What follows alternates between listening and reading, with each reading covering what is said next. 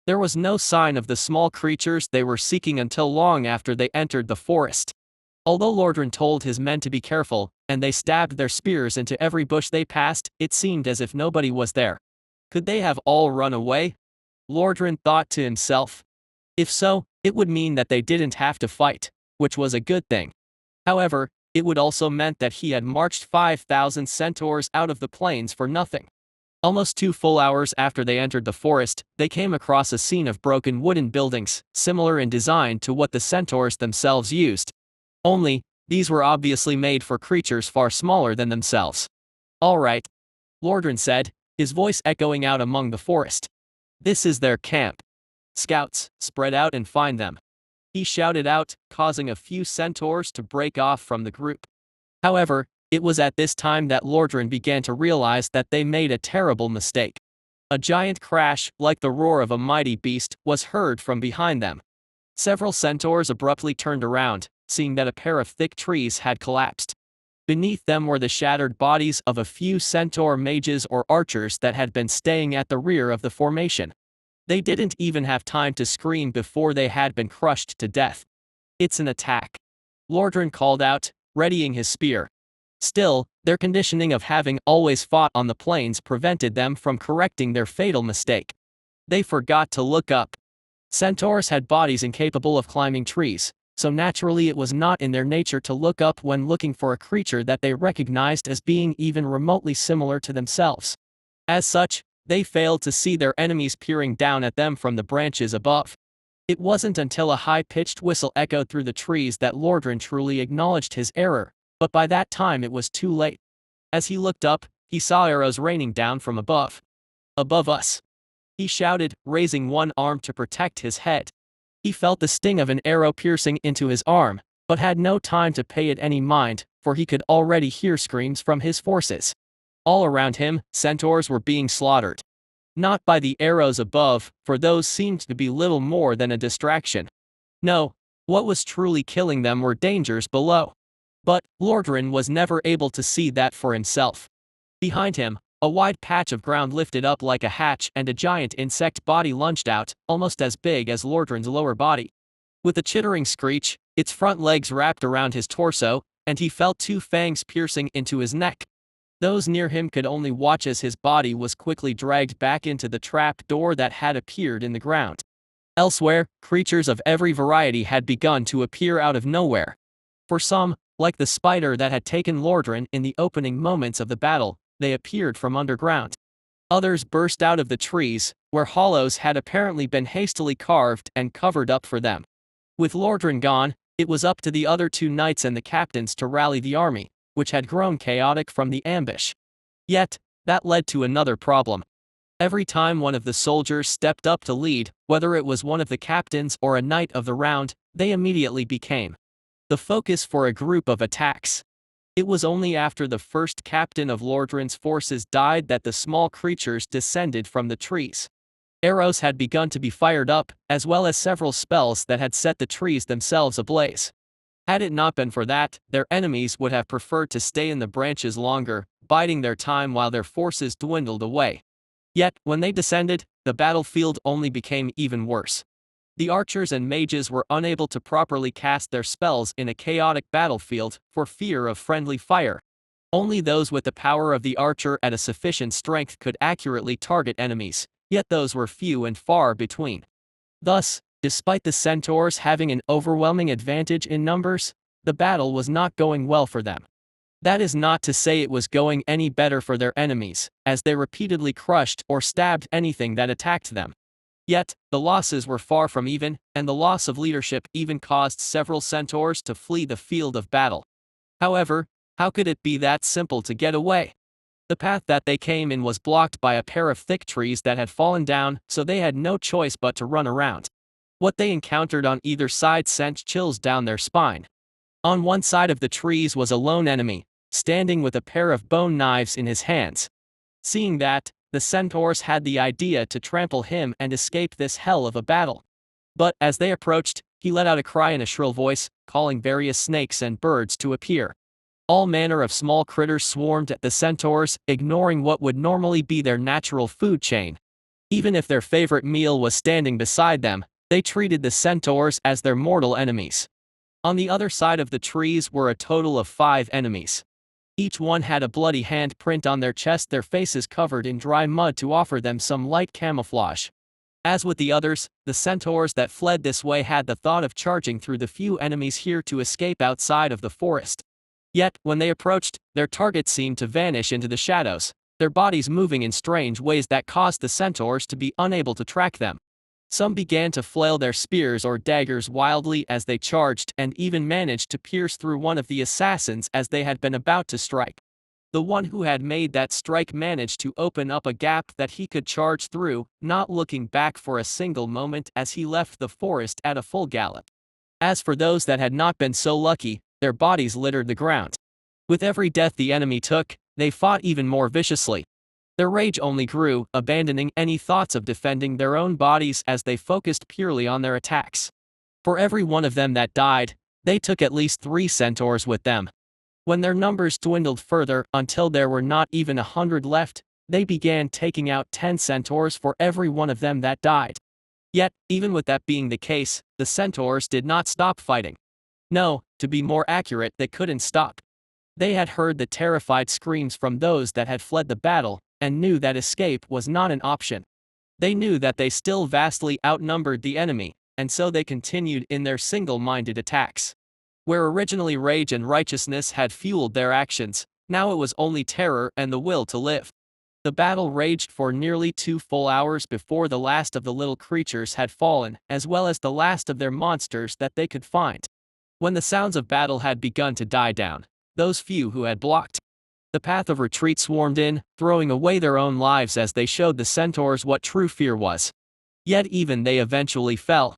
When the last of them had died, and the forest finally became silent, those who were left looked around the forest in terror.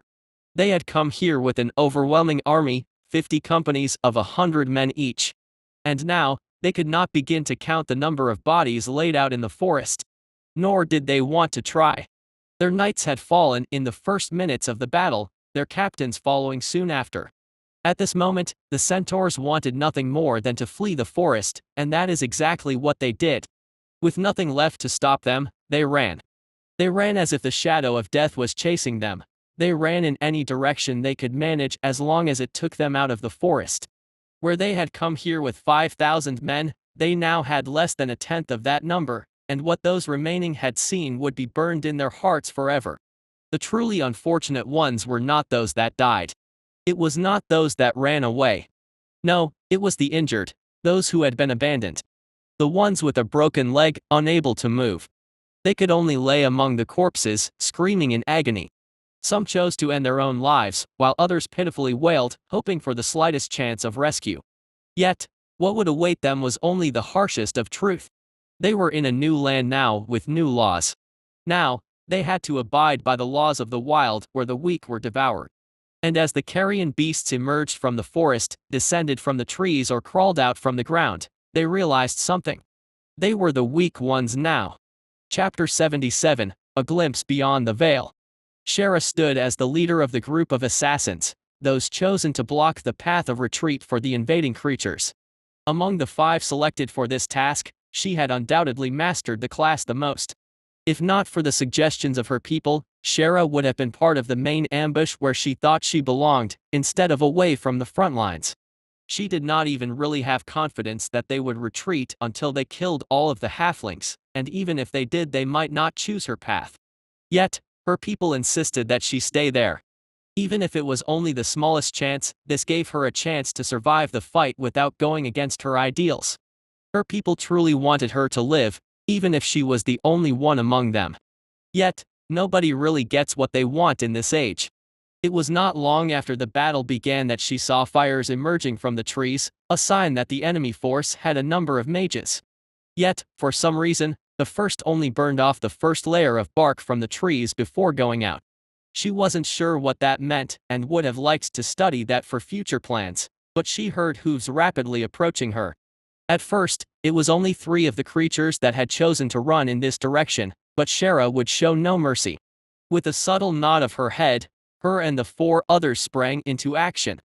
The power of her mind guided her feet, allowing them to slide soundlessly across the forest floor, while the power of her body caused her to lean left and right in a swaying motion, making her form indistinct.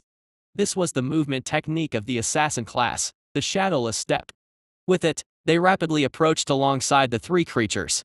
Though one of them got in a lucky stab to kill one of her people, Shara focused on her task. Although she wanted to chase the one that got through, there were more coming, and so she sprang into action again. After the first few groups, there did not seem to be anyone else that sought to retreat the way that Shara was guarding, causing her to purse her lips slightly. Yet, she remained at her post, right until the sounds of battle began to die down. At that point, she knew that her time had come. Now, let us meet our end, she said under her breath, leading the other remaining assassins to finish their final task. When they arrived, there were still a large number of enemies left, though it was nothing compared to what had originally charged into their forest. The thought of that made Shara proud, knowing that her people had fought such great numbers and still dealt that much damage. Quickly, she targeted her prey, one of the horned creatures which was erecting magical shields around those still engaged in combat. Though her target looked exhausted, he was still doing his best to shield his fellows. But right now, that was not something that she could allow. Shara moved like a ghost, sliding across the hellish landscape to leap up onto the creature's bestial back. It shuddered slightly, seeming to notice her presence as she stabbed her bone knife into the side of its neck, jumping off to find her next target. After her group was noticed, the battlefield quickly became chaotic once again, though this only lasted a short time before the four of them had been slain. Shara herself had been shot through the shoulder, still struggling to fight with one arm before her head was caved in by a powerful kick. Yet, that wasn't the end. The world seemed to turn gray at that moment. As her body fell backwards, Shara was able to look back and watch it hit the ground. All around her, confused people stood. Well, people might be a bit much. Some of them looked vaguely like those she had known before, those whom she had lived with for months. Yet, their forms were gray and blurry. Others were the forms of those that they had been fighting, the creatures that had killed their kin and attacked their woods. Right now, they all looked as if they wanted to fight, but were unable to. Ethereal vines bound their bodies to the ground, vines which rapidly emerged to restrain Shara as well, before she had time to properly react. "You are the last one, huh?" A voice spoke from above. Looking up, Shara saw large, winged people. With pure white wings and pure black hair, the male figure that had spoken to her descended to the ground. Along with the winged figures, there were also some more solid forms without wings, those that looked like halflings, and those that looked like the creatures they had been fighting. Shara wanted to ask what was going on, but when she opened her mouth, she could not hear any sound coming out. Yet, the man glanced over to her as if he had heard her nonetheless. "You died," he said simply. His eyes were an eerie black, yet somehow she could not look away from him. "We are envoys of the afterlife.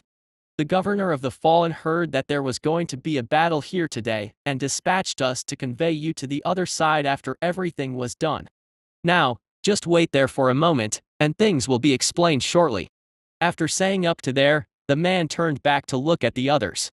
Somehow, Shara felt like she could hear a number of mixed voices coming from the bound figures, yet she was unable to properly understand them. "Okay, everyone. We'll begin the transfer in a few minutes. Once we're on the other side, there will be no fighting. Anyone that attempts to attack someone will be placed in isolation.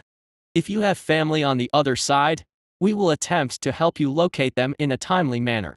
Before anyone could respond, he let out a long sigh. "Okay, everyone, get ready," he called out loudly, causing the various unbound figures from above to descend. All in all, there were over 100 of them, and they spread out in a circular formation around the group of bound souls. When the various figures landed, they clasped their hands together in front of themselves, and Shara saw a sudden change in the surrounding environment. All around her, the landscape turned more and more blurry, the last remnants of color being leached from the very air itself. After that, the shapes grew distorted and cloudy, until they appeared as nothing but wisps of smoke that scattered with an invisible wind. At this point, the only thing left in the world that she could see were herself, the bound souls from the battle, and the unbound ones who were doing the transfer. And synchronize. The apparent leader of the winged men shouted out, causing the faces of the unbound souls to stiffen in focus. Now, the smoke surrounding them began to take a new form. Colors once again returned to the world as Shara felt a stone floor beneath her feet as if she was standing atop a mountain. Looking down, she saw the stone was black and stretched out several meters in any direction. Outside of their circle of souls, she saw stone pillars rising up like great trees, supporting a building larger than she had ever seen. Glancing behind her, she saw the stones taking shape into the form of people. 10 of them, standing in a circle. One such shape was immediately recognizable to Shara, and made her bring a hand to cover her mouth in shock. She saw the statue of Oravi, the goddess whose form she had never seen before, yet knew instinctively. At some point, she realized that the vines tying them down had disappeared, and she was able to again move her body. This realization came when she heard a sudden shout from behind, and turned to see one of her people charging at one of the strange creatures that they had fought. However, before he could even cover half the distance, a black box formed around him, holding him in place. Shara heard a sigh from somewhere off to the side of her and turned to see the same winged man from before looking at the now trapped halfling. "I did warn you," he said, shaking his head, before signaling to some of the others. "Haul that one off to containment. For attempting to attack another civilian upon entry to the underworld, 1 week of isolation. Try to arrange for someone he used to know to go explain things to him when the time is up." Another winged person nodded, snapping their fingers as a rope materialized around the black box, one end leading to their hands. After that, she flew off into the air, the black box dragging behind her. It was at this point that Shara actually noticed the sky, or lack thereof. No matter where she looked above her, there was only a boundless, gray horizon of shifting smoke. Far above, she could faintly see an object floating amidst the smoke, but was unable to tell just what it was. Shara. It was at this moment that she heard a loud call off to her side, causing her to turn and see something that took her breath away. If she still had breath, at least. Running towards her was a young halfling, one that she barely recognized, yet could never forget. Her father, who had died months ago, looking younger than she had ever seen him. "Daddy!" she cried out, her voice echoing out without meaning to. Startled, she raised her hands to her mouth again, surprised to hear her own voice. Hearing that, Saver laughed, running up and picking Shara up in his arms, spinning her around once before pulling her in for a tight embrace. "I'm sorry I left you like that," he said gently, and Shara suddenly felt like she was a kid again, before any of this fighting had happened. "She one of yours?" the winged man asked, looking indifferently toward Saver, who only nodded happily. "She's my daughter, sir. I'd like to take custody while everything gets settled," he answered, never releasing his firm grip on Shara. The man looked to Shara for a moment, but seeing her happy smile, he realized that he was telling the truth. With a small smile of his own, he nodded his head. "All right. From what we've heard, the instigators behind the war have already been tried. There shouldn't be any issues if you take custody of her. Just be sure to have her available if we need her for something." Saver quickly nodded his head again at that. "Of course, sir," he said, before smiling down at Shara. "Come on, let's go home," he said with a laugh, setting Shara down and holding her hand to guide her. "Home?" she thought to herself, confused. Did her father have a home built here? She had assumed after seeing this place that he would want to explore again. And, seeing the variety of people, and the different characteristics of their races, she couldn't help but wonder. "Dad, what is this place? Who are all these people?" "Well," he smiled awkwardly at that, glancing around. "This is the underworld, Shara. The place where the dead live. Ever since coming here, I feel like I've learned so much more about the world that we never imagined. But, that's not the best part." She tried to get him to elaborate on that, but he only grinned, looking to her and telling her that it was a secret. Even when they reached the edge of the city, and found an expanse of empty grayness waiting for him, Saver just continued walking ahead. And Shara followed, leaving the capital behind them only to notice that their speed had somehow increased drastically after leaving the city. Soon, they found themselves at another, smaller city. Although the buildings here were also made of stone, they were far smaller than what she had seen before, and some looked ready to fall apart.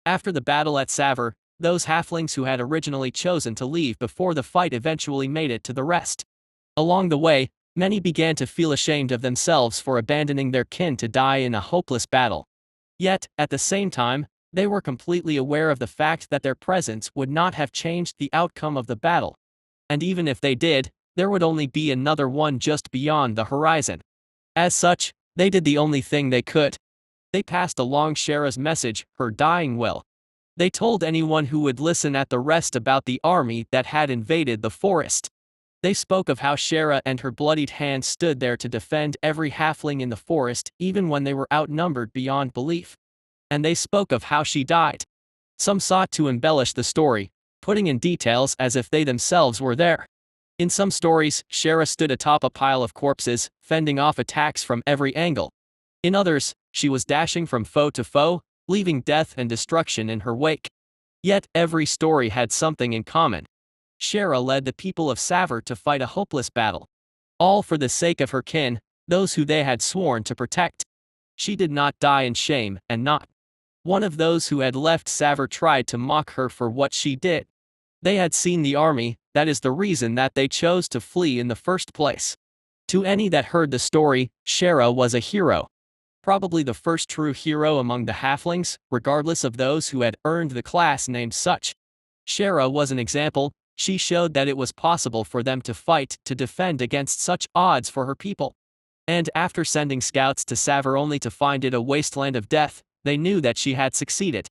The enemies that she fought against did not quickly return to the forest, and the sheer number of bodies being feasted upon by the scavenger beasts told them that the stories were not in the least exaggerated. If anything, those scouts that had investigated Savor felt that the stories were lacking. What they found was a sea of flesh and blood, mangled bodies scattered as far as they could see. By that time, Shara's body had long since been dragged away by some nameless beast, and they could not even gather enough of the remains to identify people. So, there was no way for them to receive a proper burial, to be put at rest beneath the ground, as was tradition. Instead, they brought dozens of halflings to the ruins of Savor, all armed with bone daggers. These halflings got to work, each one picking a tree and carving a name, before moving on to another. The bloodied hand had died to protect those who live in the forest, so they decided for the trees to mark their graves. In this manner, over 100 trees were marked, each one carved with a name and a symbol of a palm print. Yet, no matter how they tried, not all of the members of the Bloodied Hand had people who remembered their names. Many were known only to the other members. For those, they did something special. They gathered in front of the largest tree, which Savor itself had been built around and carved on last memorial. In these woods, Shara stood with her brothers and sisters, who joined her cause. She fought for what she believed to be right, to defend all of us. With this, we let you return to Mother's embrace. May she be more fair to you than we were. But no, we will never forget. For Shara and the Bloodied Hand.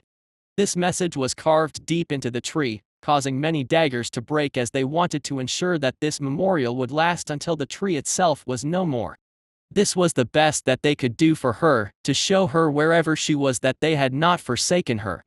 Rather, her actions were causing a change that she had never expected, one that no mortal being could have. After leaving the memorial, the halflings of the forest gathered to retrieve the dead. Yet the ones being retrieved were not the halflings, but their enemies. As they had the skin of beasts, they were treated as such. Their lower bodies were skinned and used for leather, while the few halfling bodies they found were buried. Once they had gathered as much leather as they could from those creatures, they used them to send messages. One message to every rest within reach, and a request to spread the word. The message was simple, a tale worthy of being known to all. It was the story of a little girl who did the unthinkable. The story of how she grew up with her father, journeyed with him to repay a blood debt and lost him in that same journey. A story of how she saw the cruelty hidden within these intelligent beasts, and formed a group of her own to fight. Yet, she did not lead them to slaughter as her enemy would have. Instead, she used her group to defend against the fiercest of odds, to fight back an unimaginable army. And she won, dying for those she loved. These messages were extremely significant, for two entirely different reasons. First of all, though this fact was largely unknown to the halflings, this would become the first full book in history.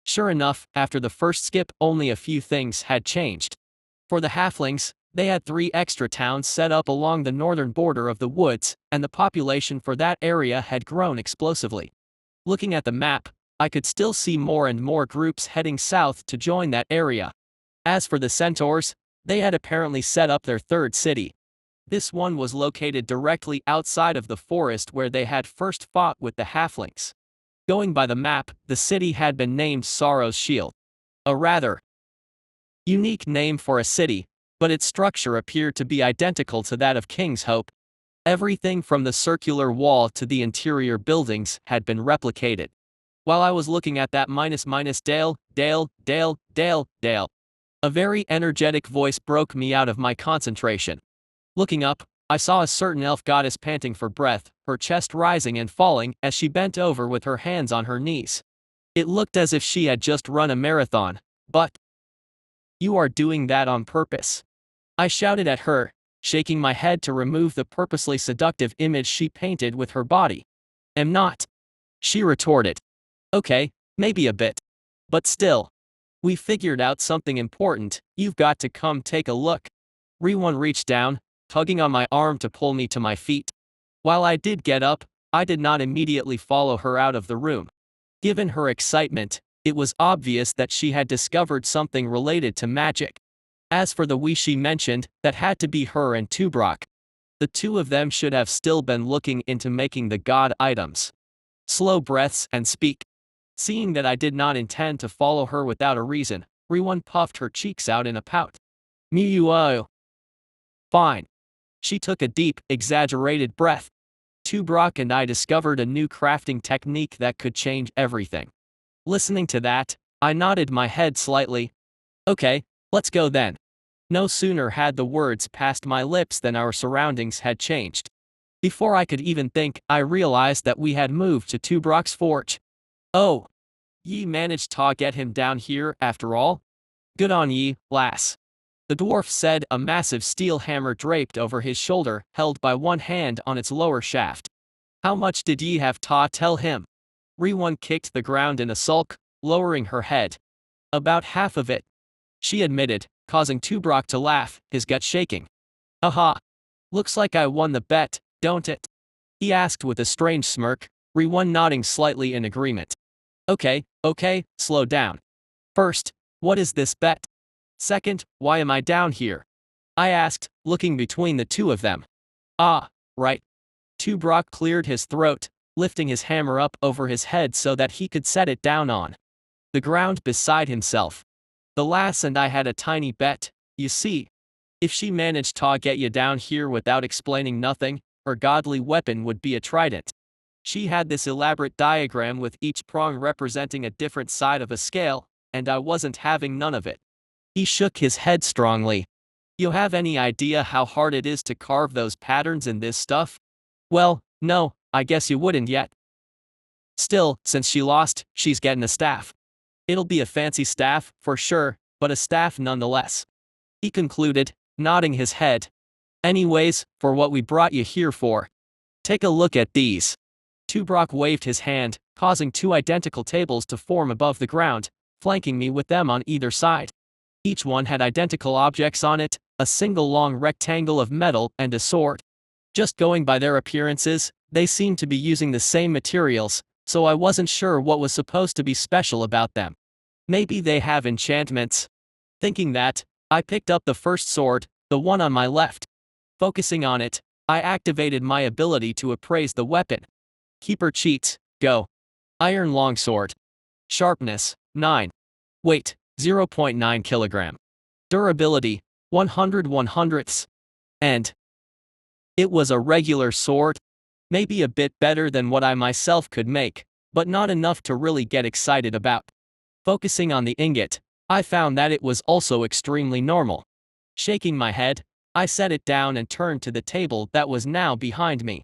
However, this time, as soon as I picked up the sword I felt something strange, which was immediately confirmed by my appraisal. Spell Iron Longsword.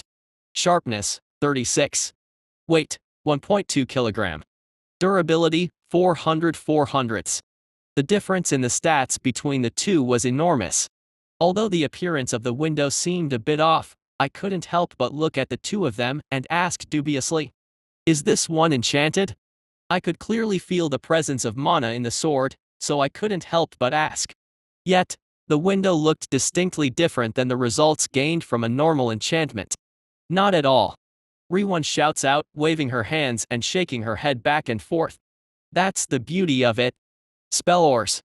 She seemed so excited, unable to speak properly, so she looked to Tubrok for assistance, who simply sighed. The lass is right. Here. He caused a second sword to appear on the table that had the spell iron longsword. Once I picked it up, I confirmed that what he said had been the truth. After all, enchanted spell iron longsword. Sharpness, 32 plus 320. Weight, 1.1 kilogram. Durability, 400 400s plus 4000/4000. This sword seemed to defy all logic, given what I understood about weapon statistics. That's an enchanted spell iron sword, Tubrok said, though I had seen the results myself. That's also the strongest possible sword that you can make using only iron, however, with that you won't have to worry about resistance unless you were cutting through iron bark or similar materials.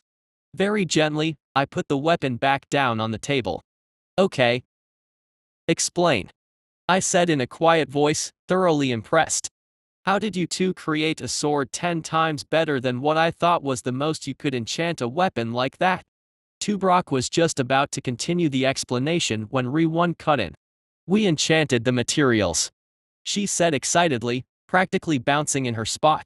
It's one of the things we were researching, whether enchanted materials would have an impact on the final product. When we only enchanted an ingot, all we got was a lump of metal that was harder to shape into a weapon, and it turned into a normal enchanted sword when it was done. But when we enchanted the ore itself, before putting it through any refinement process, something happened. The mana and the natural energy within the raw ore seemed to combine and cause a strange mutation in the ore. Most of the results ended up shattering immediately, but eventually we found the right combination. She took a brief moment to pause, taking a deep breath before continuing. When the proper amount of mana was applied to the enchantment, the ore mutated into what we are calling a spell ore. In this case, spell iron spell ores have two distinct properties. The first is that they are ridiculously hard to forge due to the durability increase of an enchanted item. In fact, from start to finish they hold the attributes of a fully enchanted equivalent of its non-spell variety. The second, and more important property is what you just saw. An item made from spell ore can be enchanted a second time. Due to the mutation in the base ore, a spell ore item isn't considered enchanted and in fact can hold mana far better than a normal item of its type. Okay, now I could see how this could be exploited. And in fact, it scared me a little bit to consider whether or not the dwarves in the world below were approaching this level of craftsmanship. Just imagining an army fitted with weapons like this would let them strike down almost anyone that got in their way. Tubrok, I said, looking to the dwarf. He nodded his head slightly to acknowledge me before I asked, what is the level of difficulty in making that? I pointed directly to the overpowered sword he had shown me. For me?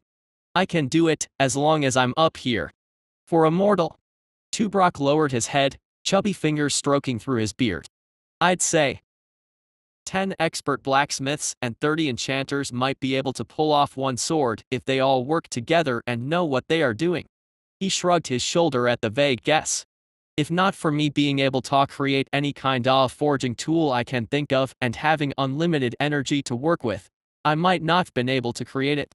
Yeah, I'd have to ask the cat lass for a time frame on when mortals would be able to manufacture these. She'd know more about that than us. His words did reassure me a little. While the dwarves were the only race in the world right now that possessed blacksmiths, they were quite lacking in terms of enchanters. That class was dominated primarily by the elves, and a few of the unicorn centaur variants. At least the scene of ungodly equipment appearing in the world was still a long ways away. Thinking that, I let out a sigh of relief before turning to address the two of them again. Is there anything else to report while you have me here? Tubrok gave that another moment of thought before he answered. I'm about to get started on the various god weapons in a bit. Now that we know about spell ores, we can create some powerful artifacts without having to wait for better enchantments. After that, Riwon shook her head. Nothing new from me, aside from this, she said, dejectedly. Nodding my head at that, I smiled slightly. Good. Okay, I'll be heading back now before something inevitably happens with that war while I'm away. As for this, I reached down to grab the sword of ungodly sharpness. I'm taking this personal sword, get? The last thing I saw before I shifted myself back to my room was Tubrok giving a knowing smile, laughing aloud as Riwon continued sulking. Setting the sword down with the hilt propped up against the desk, I quickly checked on the status of the world. To my great surprise, nothing at all had happened while I was away. No interspecies fights had sprung up, and neither side had even moved any closer to the other. Imagined crisis averted. Hey, the one time you don't think something like that will happen is when it catches you by surprise. Safer to always expect it. Anyways, time for another skip. Chapter 80, Reputable Names.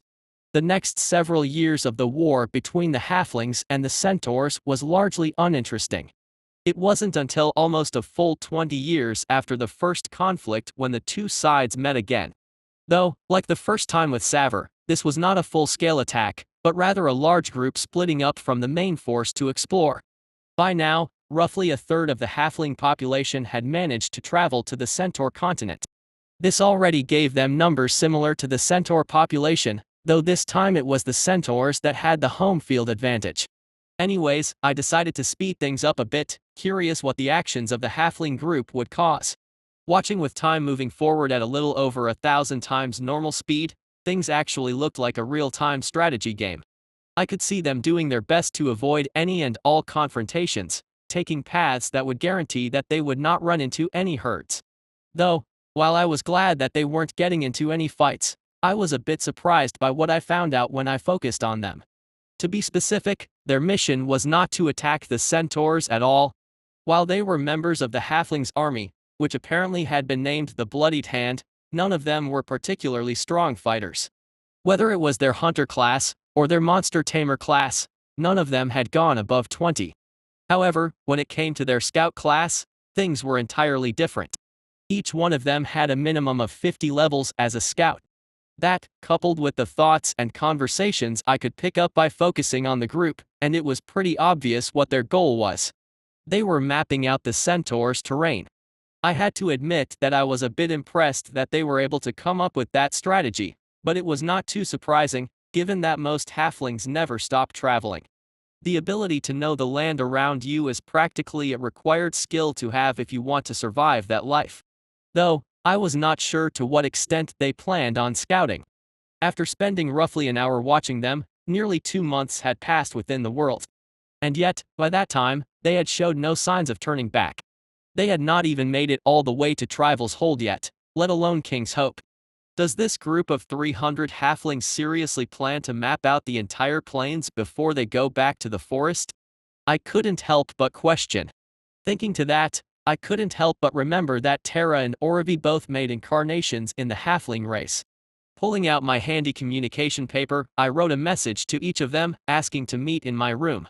No sooner had I put down the pencil I manifested to write said message than my door burst open and a tiny ball of cuteness jumped up onto my lap. "What do you need, bro?"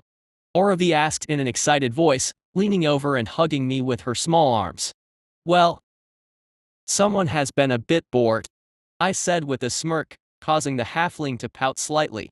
"Everyone's just been so busy lately," she complained, crossing her arms in front of herself. "Big sis has been so tired lately because of managing 2 mortals, and the other sisters have all been busy either training or getting used to being here," she said with a huff.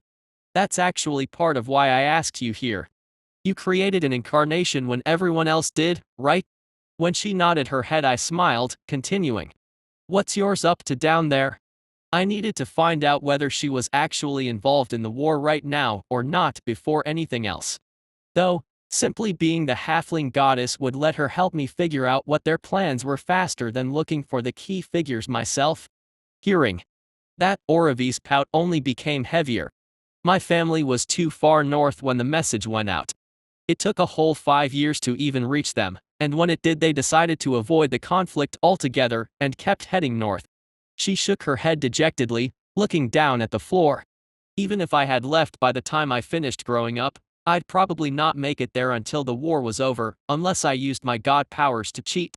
But even then, I don't have a build that would be useful for the war, for either side.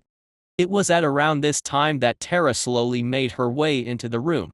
Judging by how she was still dragging her feet when she walked, she was obviously as lethargic as she had been before. "Hey, Dale. You called?" she asked, yawning loudly as she leaned against the doorway, smiling slightly when she saw Oravi sitting in my lap. "Hey, Rivy. Hey sis." Oravi replied with a warm smile. "Bro was just asking about our mortals." Tara gave a slow nod, not waiting for me to ask her directly before speaking. "Probably the halfling one. Mine is in the rest at the forest. Though I'm doing my best not to get involved with the fighting." Tara brought her hand up to her mouth to muffle another yawn, before continuing. "With these numbers, I can tell that the halflings have an overwhelming advantage now. So, I'm just waiting for the right time to advocate peace. You know, when my opinion isn't outnumbered 50,000 to 1. She finished with a tired chuckle. "Wow. That bad, huh?" I asked, and both of the goddesses nodded in response. "So, we're probably going to need to take steps to make sure that the centaurs aren't wiped out either." I mused quietly, one hand subconsciously reaching up and patting the top of Oravi's head, making the little goddess squirm in my lap. I was fine with the centaurs being knocked down a peg. It would be good for their personalities in the long run if they were on the losing end of a war. More importantly, this could serve to bring the variants and the normal centaurs closer together, fighting against a common enemy. Still, with the centaurs not yet unified, this could hardly be considered a fight at this point. I knew that I would have to step in and save them, but how to do so was still an issue. Looking up, I glanced at Tara curiously. "It's not possible to possess a mortal temporarily, is it?" I asked, and she shook her head. "Figured. Would probably need to buy a new system for that. Either that, or place a world host down in advance." Hearing that, Tara gave a small smile. "Worried about having enough influence to step in when the time is right?" When I nodded my head, she slowly stepped forward, practically collapsing onto the bed when she reached it. I could hear her talking into the mattress, but it wasn't until she turned her head that I was able to understand her. That's a normal problem with keepers. That's why they act through others, giving orders to manipulate events. And when possible, going down themselves to build a reputation for when they are needed. I was just about to retort when she lifted a hand, signaling me to wait. It took her a long moment to resume talking, and I half suspected that she had briefly dozed off. Possessing a body is an easy solution if you buy the system, but it sucks. She waved her wrist slightly, and a window opened in front of me, showing the possession system listing on the Keeper forums, rather than the market entry. Of note was one ranter who complained about the system. "Misbehave, seriously need to list the biggest flaw of this system. After possessing a mortal, the Keeper is not restricted to their level of power and can at any moment bring out their Keeper abilities. However, doing so is a massive drain on the body. While there are no immediate symptoms, as soon as I left a body I had been possessing for a little over a week, she collapsed from multiple organ failure.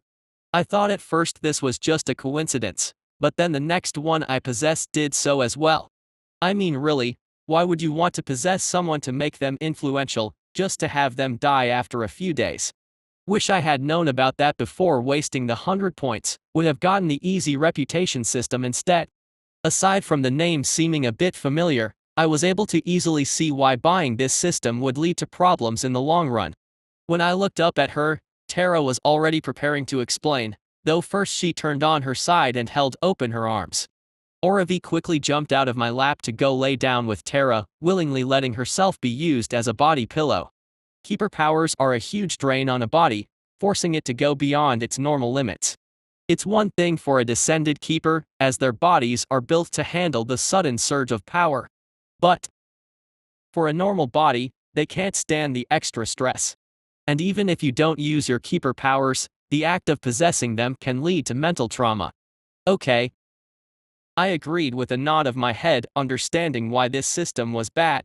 What about this easy reputation system? I couldn't help but notice how it was mentioned at the end of that post as a possible alternative for possession. Hearing my question, Tara's smile widened slightly. Again she waved her hand, and another blue window appeared in front of me. This one looked like a market entry, rather than a forum post. Easy reputation. This convenience system allows a keeper to create a reputation for themselves prior to descending.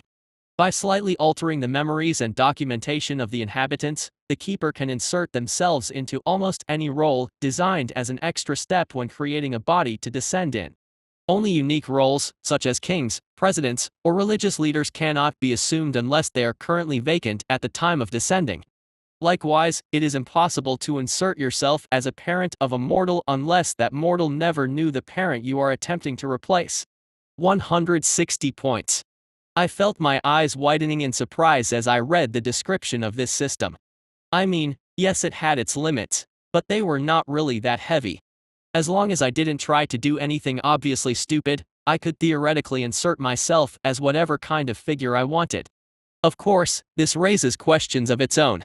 Just how heavy are the effects of the memory alteration? Rather than answering me directly, Tara showed me the forum post for this system, where it was discussed in more detail. According to the various posts summarizing it, it held certain similarities with the process of granting a personality to a god or goddess. The keeper in question designed the life that they wanted to be known to have lived in as much or as little detail as they wished. They could include family, friends, love interests, whatever. Once they were done with that, the system would do its best to adjust the memories of the affected mortals to seamlessly place the keeper within that life without changing the current structure of society by too large a degree. For instance, the system wouldn't recognize someone as having invented a spaceship in the Bronze Age or creating world peace in their history, and would make them redo the reputation. Finally, there was one post that suggested that a keeper be prepared to fake their own death when they were done with the identity that they had created, so that their friends and family did not think they just went missing. That was what I was concerned about, and faking a death did sound like a very plausible method of going about it. Especially if I were to use the world host and kill that. Okay, I'll have to remember that. I thought, saving that to bring up with Re1 next time. Again, promised to let her manage finances, and can't be going back on my word this quickly. Anyways, I wanted to ask the two of you what the halflings were up to. That's why I called you both here in the first place. Right now, they just seem to be scouting out the territory, but the group they sent seems way too big for just a scouting mission. Unsurprisingly, it was Oravi who spoke up, gently holding onto Tara's arms as they wrapped around her body. That's really all it is, bro. Well, they're planning to make it more later, but that won't happen until the scouting group finishes mapping the Centaur-occupied territory and returns.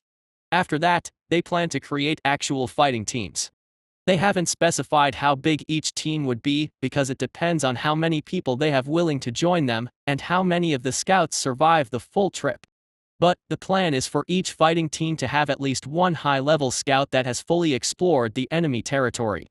That is surprisingly advanced. Thank you, Tara, for beating me to that. However, the sudden blush in Oravi's face made me think there was a bit more to it than that. Well, she said guiltily after seeing my expression. They call it the probing fingers plan. Chapter 81, Shameless. I blanked out for a moment when Oravi said the name of the plan, then looked at her incredulously. Who's been teaching our little sister naughty things? I asked, causing her eyes to widen. Tara also looked down at her, her eyes suddenly seeming awake. Yes, she said. Who corrupted my little angel? Unlike when I asked out of curiosity, Tara's words caused a chill to go down my spine, and I could practically feel the killing intent from her. We don't have angels. Oravi suddenly spoke up, looking side to side as she tried to change the subject, before she let out a long breath. Guys, goddess of love here. You didn't think I'd stay innocent and naive forever, right? She asked, looking between myself and Tara. However, Tara simply shook her head, squeezing her arms around Oravi to bring her more into her embrace. Not allowed. You are the little sister.